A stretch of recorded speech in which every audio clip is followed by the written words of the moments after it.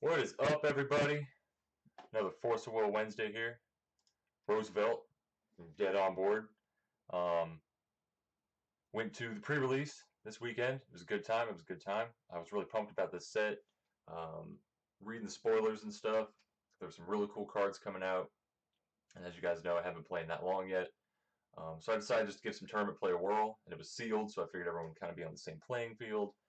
I didn't even know how the J ruler situation was going to go. Upon getting there, you get to, if you open one, you get to use that if you want. Other than that, you got to use one of the basic rulers that comes with the set, comes with the box. So that was fine, whatever. Um, this was the promo card for showing up. Um, Oberon, Lord of Elves. Not that great of a card. A lot of people there were saying about the same thing. It's an elf deck. I guess elves are kind of on the downfall right now with this new set. Uh, Dragonoids and elementals and golems kind of seem to be like the green thing right now. Um, so anyway, I still got my deck together. I want to show you guys what I sealed with. Because if the playmat's any apparent, I did pretty well. I did pretty well at the event. I think I got second at it. So although my breakers are better than the first guy, I don't know. But either way, got the playmat, got a bunch of new packs, all that kind of stuff. Um, as my ruler, I ended up going with a dark ruler. I didn't get anything that really dealt with mystery counters, maybe one card that I kept on my board or something. But I just figured that dark was okay to go with. They were all basic anyway, and I had the most dark cards, so it was easier to flip this one if I wanted to use it as a creature. So Blood-Sucking Butler was my ruler. Oh, promo. Um, so little thing real quick.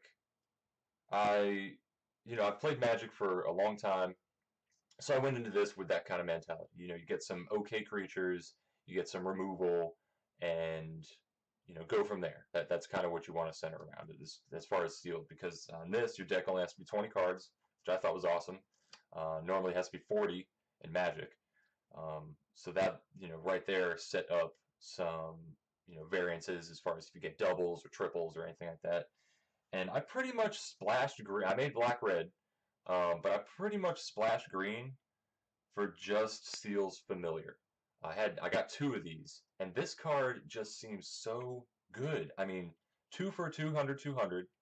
When it comes into play, you get to look at the top three, take one, put the rest on the bottom. They don't even go to your graveyard or get banished or anything like that. Then you can sacrifice this guy to deal 400 to a Resonator. I mean, that kind of value out of a card, I had to play it. I had to play it. So, like I said, I ended up getting two of those. And I also played this other elf because I had a search elf, the fugitive, that's black. Um, and this chick, she gets plus 400, plus 300 when battling another Resonator. So becomes 1,000 for 3. I thought that was pretty decent value. I would kind of border out sometimes, though. Won't lie. So this is second Seal's Familiar. This card was also awesome. Command of Life and Death. Return something from your graveyard. Well, it's not a Resonator. Total 3 or less back to the field. I cycled through a couple familiars. I cycled through a couple of my other cards that I'll get back to, all that kind of stuff. Crest of Darkness. Return something from the graveyard. Seemed pretty decent.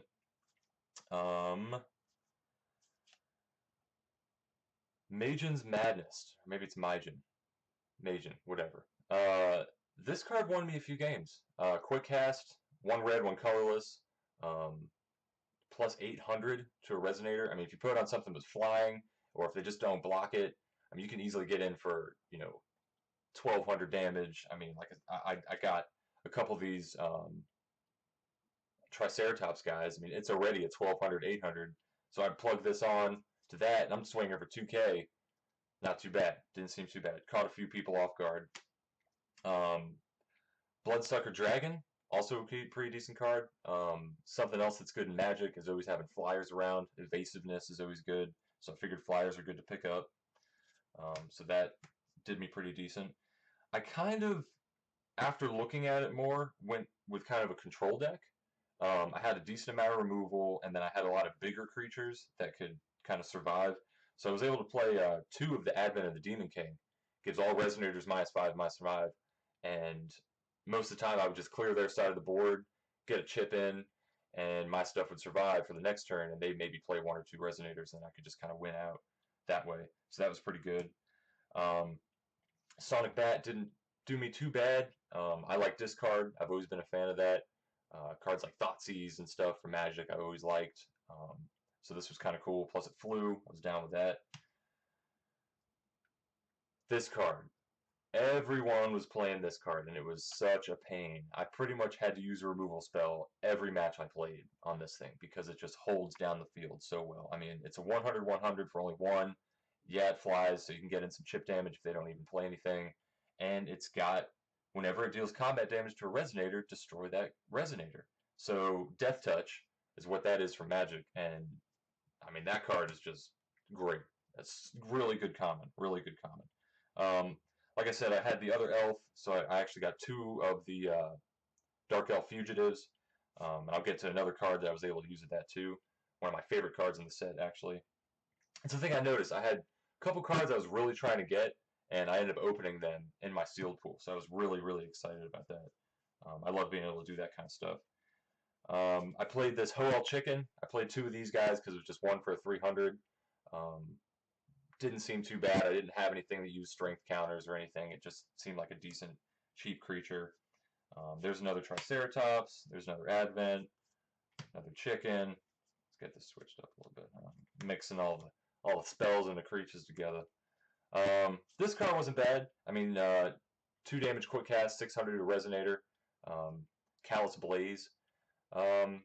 Never burnt a person with it. It can target players, but I usually just used it for removal.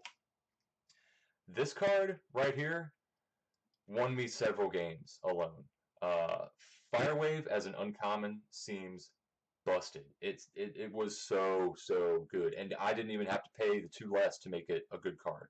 I actually had a second one in my board that I pretty much boarded in every game because 1200 to just your opponent's side, especially in kind of a slower format anyway, you're going to get to 6, and even if you don't get to 6 on turn 6, you know, maybe you play, maybe you Judgment your ruler or something, it was still really, really good. I would almost play this in Constructed. Oop, glare. I would definitely consider that card. You know, like I said, I don't know too much about the format, what's going to shake up yet, but just as a card in general, being uncommon, it's funny because everyone was talking about Otherworldly Journey, and they're like, oh, that's, you know, a busted card and all that kind of stuff. At uncommon, you can get a couple, and it's kind of, you know, whatever. I think this card as uncommon is really busted. A single-sided Wrath or single-sided, you know, Destruction effect, because most things can't survive 1200. I had one opponent that had a Beelzebub that I had to use a little bit some more on, but most of the time that card is enough to take pretty much their entire field out, and I could swing and win. Ended up getting a Freyla. This is one of the cards I was really looking forward to in the set. 2 for 600, 600, really good value. Plus, it's got swiftness if you don't have anything on the board. And like I said, kind of had more of a control style deck, so it worked where I could run my stuff into theirs, play her, and have haste. I was also able to get it back with a Command of Life and Death a couple times, even the Crest. And then the ability of being able to give another creature after she attacks plus 400 and swiftness. There was a game where I, you know, cleared the board, played her, swung. Next turn, they didn't really do anything because they didn't have much left after the Fire Wave. I was able to play a Triceratops and get in for another, what is that, 2200 damage? So, pretty good card, in my opinion. Pretty good, especially in the limited format. And then the card I was most excited, probably my favorite card in the new set, Elixir the Magian. She was great. I only had one Dark Crest, which kind of sucked. I didn't pull any Fire Crest, but just alone, 4 for 1,000, and then pretty much being able to destroy something. There was actually one game where I ran her into something to kill her, played the Crest, got her back, then played her again to kill the Beelzebub. Beelzebub was one of the cards that gave me a big issue when I was playing because that card was kind of a monster, and just made the plays. I mean, she was just all over the board, doing great things. That was kind of it as far as my deck goes. I think it was a little more than 20. I think maybe I played 21, 22 cards, something like that. But I mean, it's such a small number to me that the consistency was still there. I had a decent amount of doubles. The familiars let me dig through my deck a little bit. I mean, looking at 3 cards, that's especially after you already draw 5. That's like a sixth of your deck that you're looking at. So if you can get one back, it's pretty good. Pretty good. I had a lot of fun, and I would definitely do it again. I always like limited formats. I feel it kind of puts people on the even playing field. You don't have that one person that spent all their money on all these good cards and super rares and stuff, and it's just beating people out because all this person can afford is commons. This one you kind of got to build with what you got. So I always like that. I always like draft. But since I did win or get second, I got a ton of packs and all that kind of stuff. It was great. In my sealed pool, and I'll probably get a lot of flack about this, I actually opened a Gil, but I did not play him. And it even had the sealed abilities and stuff. I just didn't have the elementals to really utilize his abilities or anything like that. I would pretty much just be playing him to play him and then milling myself, which didn't seem that great since you only got 20 cards anyway. That's whatever. One card I actually had to trade for. I did not open it, but this is the card, probably my second favorite card in the set. I'm definitely going to make a deck around her.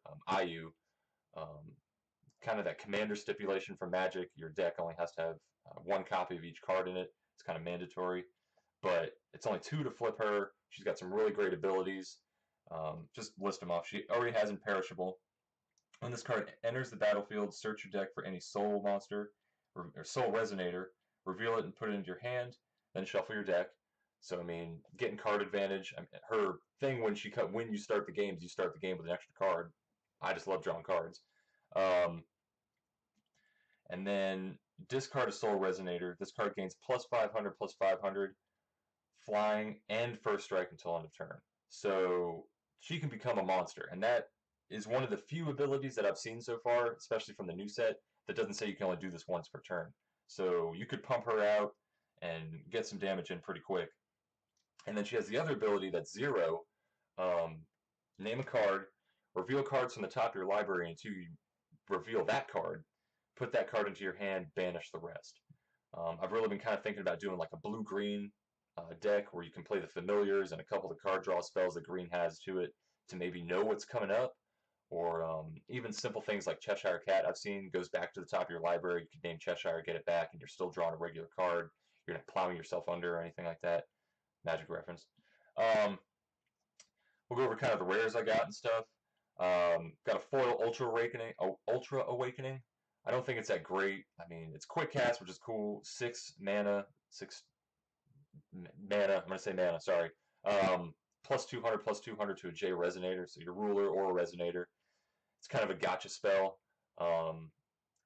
6 is a lot for a spell like that in a format where there's a decent amount of counter spells and a good 1-for-1, especially because there aren't that many 6-cost spells that are good, so it's not like you're going to be able to play another one off of Otherworldly Journey or something, and by the time you play it, they could just Severing Winds it for free, or even pay for it, and it's not that big of a deal because they'll normally have the mana.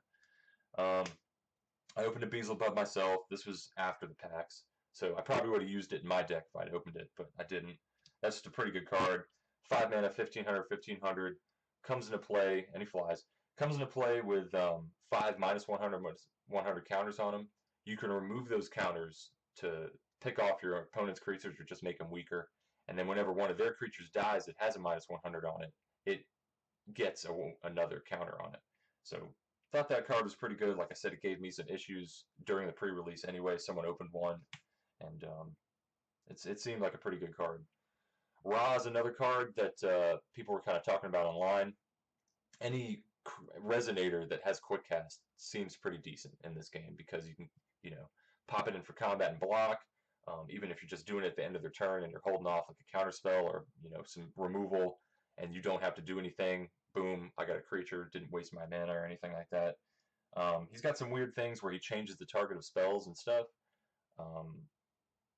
And then I'm curious to know if this works out the way I think it is. If you change the target to him, and it says the spell only targets him, do you still get to draw a card? I guess if you target it back, it's still targeting him, so you would draw a card, from him. He's got a big butt, 800, only 2 mana, so that's pretty good. Get him out there quick. and then you can start kind of defending your stuff, defending you.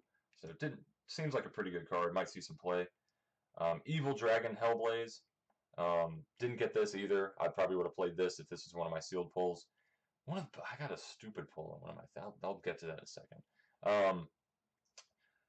5 for a 1200. When it enters the battlefield, search your deck for 2 magic crests, reveal them, and put them into your hand. Pretty good. People at the store were talking about using Welser, and I would definitely see this being played with him.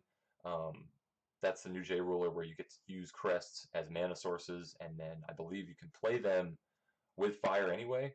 So that seems pretty good. Yeah, he's fire anyway as well. But just being able to do that, had a Rick moment. Just being able to search out the crests and then get him going, because I think you have to have some certain things. I didn't open one, so I don't know exactly what that is. Optional possession. This is another card I traded for because I'm into the IU deck. Quick cast, remnant, to get to play it back from your graveyard. Choose flying, precision, or first strike. Target J Resonator gets +200 and that ability. So yet again, powering stuff up. I'm really excited about the souls and all the things that IU could do. So I got a Samurai Spirit. Pretty excited about that too, because like I said, trying to build the IU deck, this kind of goes hand in hand with it. It's a soul. It has Pierce on its own. It's 4 mana for a 1,800, so a little bit weaker stats, I feel, for a 4 mana, but its abilities kind of make up for it. If your J Ruler is IU, it costs 1 less, so 3, and that makes it a lot better, in my opinion, to play for 3. And when it's put into the graveyard from your hand, something can get Pierce. So if you pitch this to IU, now she's getting +500, flying, first strike from her abilities, and now Pierce. So could cause some damage. I opened a second Elixir. Pretty awesome. Like I said, probably my favorite card in the set as far as a Resonator goes. So I was excited to get a second one of those. I'm interested to try like a black deck or even a Jund, black, red, green in Magic. Green just has a lot of support, it seems, in this game. The draw card, the counter spells, and then some of their creatures kind of search through things and all that kind of stuff. I got a Viola. This is one of the green Dragonoids that just came out. I don't know if it's like one of the sisters or something, but she has kind of an ability similar to what Freyla's right and left hand had from Ancient Knights, where when you play her, you can awaken her to go and get the second copy. Not of her, but of the sister. This one has to do with elementals. I didn't open it, otherwise I maybe would have played Gil if I'd been able to assemble something with her.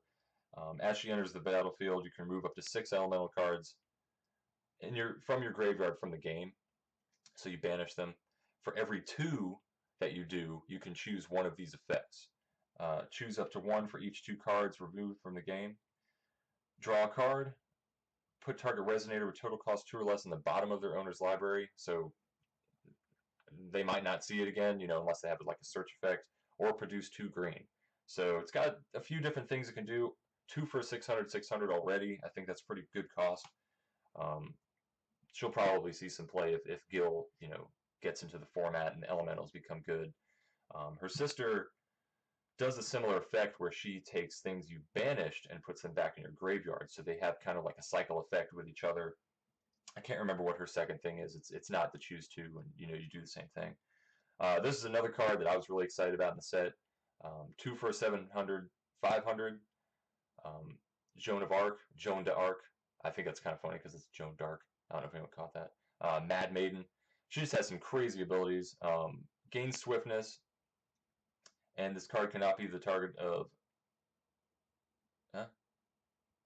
Gains swiftness, and this card cannot be destroyed as long as you can control 3 Resonators. I would assume she counts as 1, so all you gotta have is 2 more things out, and that's pretty decent. The artwork is just really cool on this one too. I don't know if you can kind of see it. My camera's kind of weird right now. Trying a different setup. And also has this different ability where her damage when dealt damage to Resonators, J Resonators, I think is it? Anything. Yeah, J Rulers and Resonators. It is in the form of -100, -100 counters. So her and Beelzebub would probably go really well together. You can just start plopping counters, weakening their team, and then getting more on him from killing her with her. That's another effect in Magic that they kind of have. I talked about the Housefly. The text on it is really Death Touch, and that one is actually called Wither, where they deal damage in the form of -1/-1 counters. So I think that's cool. They're kind of, going with that effect. Another Evil Dragon, Winds of Gold. This is kind of a raw card. It's got his picture on it and stuff. You may pay 1 white less, so that means it's free if you control raw, and you or a J Resonator gains barrier, so it can't be the target spells or abilities for a turn. For the most part, that's kind of like a white counterspell. I don't think a lot of people are thinking of it that way, because when I would talk to people about it, they'd be like, "Oh, yeah, that is kind of interesting." And in Green and Magic, that's kind of how their counterspells work. They give something hexproof, or which is can't be the target spells or abilities. That's the version of barrier for Magic. So I think this actually might see some play. It's only 1 mana, quick cast, um, and there's no other stipulation to it. I mean, you can cast this for free if you control Ra. So I think that's a pretty good card. Might be getting overlooked in my opinion. Got a second Ultra Awakening. This is another card that I actually traded for as well. It's funny, I wanted IU and all the cards to go with her, but I didn't open any of those. I opened all these other cards that are cool, but that's kind of when I first looked at the set, what I was really excited about. This is just her Possession Stone, and seems kind of good. If you control IU, it produces any color of mana. So, yeah, no drawback. Full, 5-color land. Seems pretty decent. Nothing really to go through from there. This was a card that I opened, and I think it was like the first rare I opened, so I was like, oh, maybe I'll be able to do something with souls, because I really like this card as well. It's another Beast Soul, so it goes to the IU theme. It's blue. 5 for 1,200. Can cost 1 less, so 4 for 1,200 if you have IU. Again, makes it just a better card for 4 as opposed to 5. And again, when you discard this card, target J Resonator gets precision until end of turn. So going with the whole theme, pumping her up. This was the card that I got 2 of, and I was really sad because I don't think golems are that great. Mobilize seems kind of bad, in my opinion, just as an ability. Um, and it wasn't even that well costed. I mean, it's 5 mana for a 1,000/1,000. Yeah, when it comes into play, you get 1 of each gem. So if you've got the gem thing going on, you could do something with it. But that still has Mobilize 1. Like, so to attack or block with this thing, you still got to pay 1. Didn't seem very well costed. I actually traded 1. I opened 2 in my sealed, but I traded 1 because someone wanted 1. I don't know what they're doing with it, but whatever. These are a couple of the foils I got that were cool. Vampire Bard. This card, another common that just seems really, really good. I didn't get one in my sealed pool, but I mean, 2 for 500, 400. When it comes into play, deal 300 damage to a Resonator or player, and you gain 300 life. I mean, 2 mana for a creature that Lightning Helixes pretty much. That's a red and a white from Magic that deals 3 and you gain 3. That seems like a really good effect. So I hung on to that card. Like I said, I like it a lot.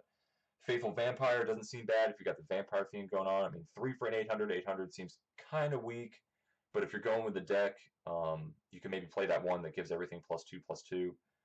And then it's got all these abilities you can pay a dark for. Give it flying, give it lifelink, so when it deals damage, you gain that much life. And also has Death Touch, so whenever this deals damage to a creature, you could destroy it. Those are the 3 abilities it gains for only 1 black. So you can kind of turn it on, kind of hold your opponent's team at bay with that one. A lot of versatility in that card. I think that's why I liked it. Shattered Golem, just a colorless dude, not that great. Blood Ritual was one of the cards that I did get with a mystery counter on it in my sealed pool. It's the quick cast, gives something +6/+6, but you lose 4 life. You can remove a mystery counter to give it +9/+9, but you also lose 600. So didn't seem. I mean, it was okay. Like I said, I think I had it in my board in case I needed to push through some extra damage. That one card that was Mage's Fury or whatever it is was enough to really push some of the damage that I was trying to do. Panda Pilot, Banish a Gem. This thing gains flying. It's 5 for 1,000/1,000. A common, not nothing crazy. A new Radiance. Banish a gem if you do gain 3 gems of the same attribute. I think if you're going with a gem theme, this would definitely be the card that you wanted to have. Plus, it just looks cool. I think all these panda cards look really cool when they're foil. Just the cards in general look really, really good. Especially, unfortunately, when I compare them to Magic. I love full art stuff, and they rarely, rarely do that. And you have full art foil in every single pack in this game. So, but being able to banish a gem and then get 3 of the same seems like a good way to power out your gems.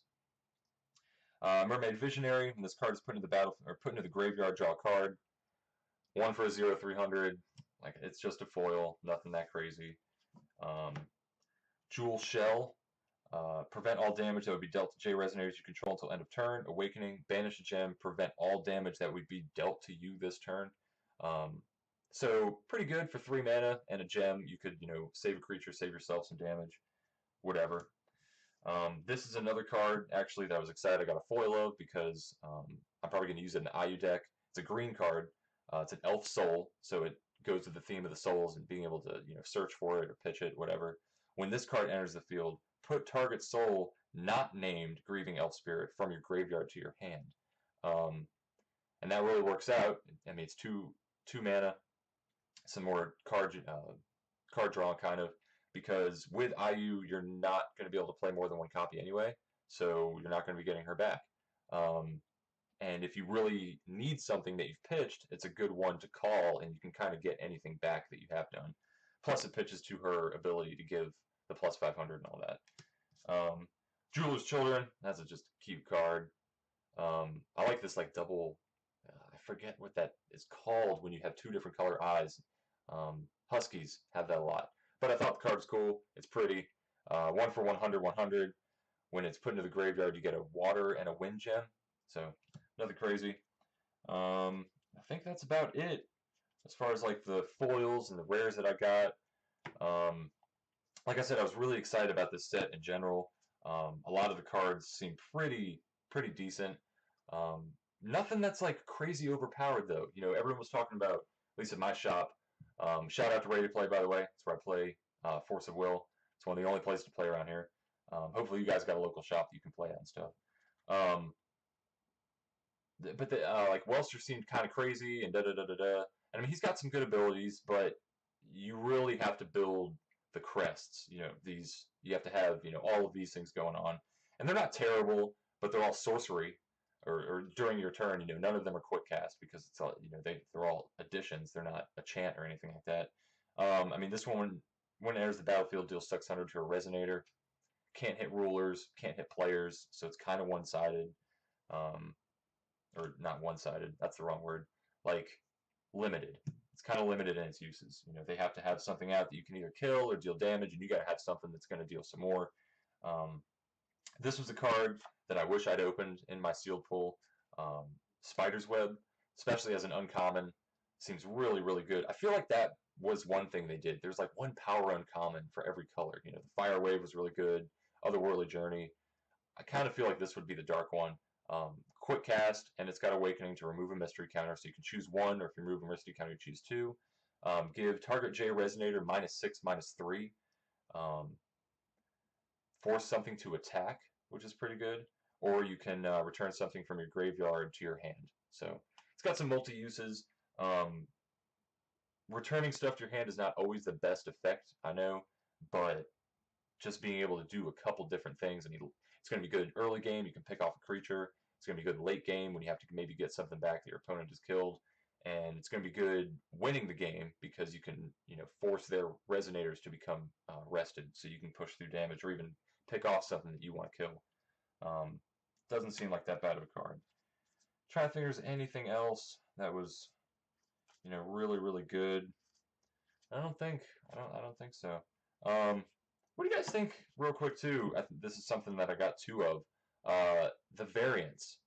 Obviously, the art is slightly different. If you guys can see it, where one, she has a purple dragon, and then one, she has a blue. The regular is when this card enters the battlefield, recover target Resonator. If it is a Dragon or Panda, it gets 200 for 200. And then I looked at this one, and it was like, when it enters the battlefield, just recover target Resonator. And I was like, well, that just seems worse. But then I finally read its power and toughness. it's just always a 900/900. The other one has to, target a panda or something to become a 900 for only one turn. So I feel like are the variants always better? Do they always have better effects? Do they always have something? I think that's something they really just kind of started with the last set. I don't know. One of the only people that I've watched do box opening is Rudy from Alpha Investments, and he was kind of talking about that as well. But other than that, these are all just the commons and uncommons that I got from the set. Yeah, nothing crazy. But looking forward to playing some tonight. I'm going to go and maybe make a constructed deck. I don't think we can use the Advent of the Demon King cards yet because it doesn't come out till the 9th. I got a box on the way. So next Wednesday, I'm going to do a box opening with you guys with the whole new set. Talk about that. And yeah, that's about it. Thanks for chilling, guys. This is Roosevelt, Dead on Board. Peace and out.